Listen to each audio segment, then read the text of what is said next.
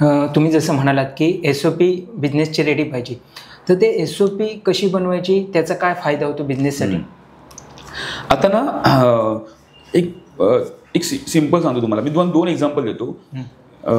IRCTC मध्ये तुम्ही कधी तिकीट बुक केलं, असं कधी झालंय का तुमच्याबरोबर की तुम्ही तिकीट बुक केलं आहे आणि तुम्हाला पेपरवर दिसतं विंडो आहे आणि जेव्हा तुम्ही गेला तेव्हा तुम्हाला दुसरी तिकीट मिळाली, असं कधी झालंय? नाही.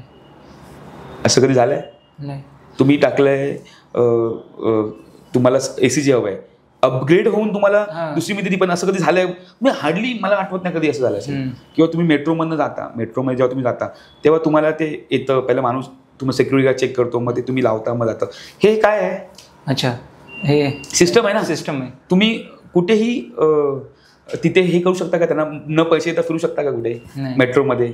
SOP आहे ना तो. तसं ट्रेनमध्ये पण तिकीट तुम्हाला म्हटलं की 54 U म्हणजे यू अपर, तिकडे तुम्हाला तिकीट मिळणार. ही SOP सेट केली ना, म्हणजे आता याच्यामध्ये सगळं इन्व्हॉल्वमेंट आहे, टेक्नॉलॉजी आणि सगळं इन्व्हॉल्वमेंट. पण आज IRCTC रेल्वेसाठी एवढा व्हॉल्युमिस लेवलचा बिझनेस आहे, ते लोक मॅनेज करतात आहे आणि न चुका करता. हा SOPचा भाग आहे.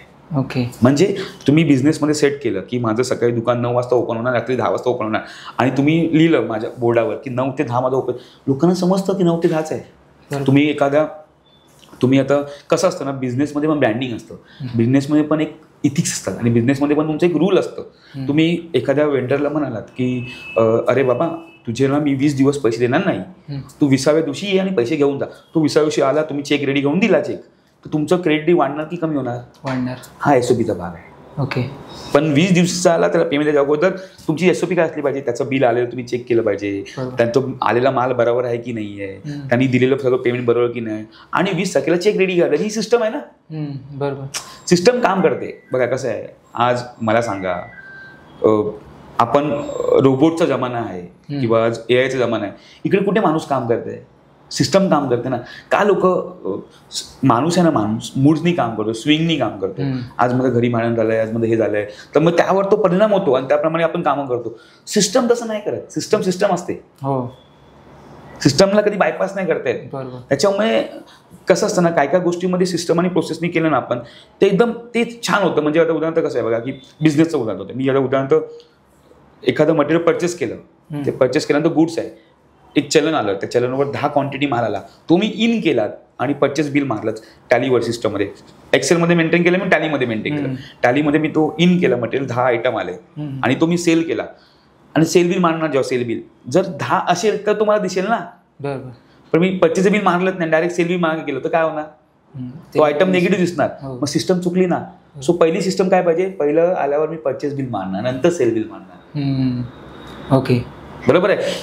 3 तारखेला माझ्या माणसांना मी पेमेंट करणार, पण 3 तारखेच्या अगोदर माझ्या HR डिपार्टमेंटनी सॅलरी स्लिप रेडी करून त्यांचं सगळं कॅल्क्युलेशन करून आलंच पाहिजे. ही सिस्टम आहे.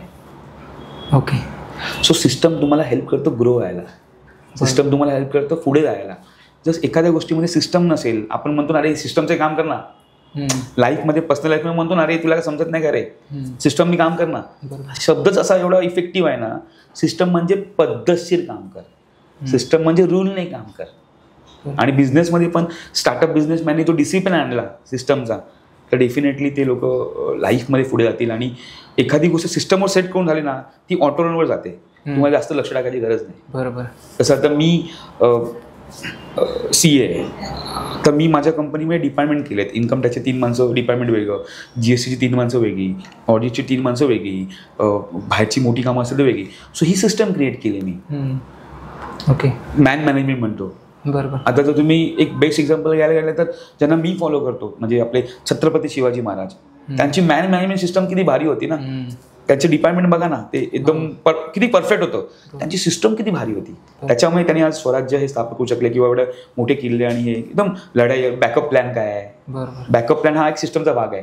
असं तर ही सिस्टम अशी काम करते. सिस्टम म्हणजे काय, फ्युचरमध्ये काय काय गोष्टी होणार आहेत त्या गोष्टीची मी पूर्व तयारी करून त्याप्रमाणे तयारी करणं. बरोबर. असं.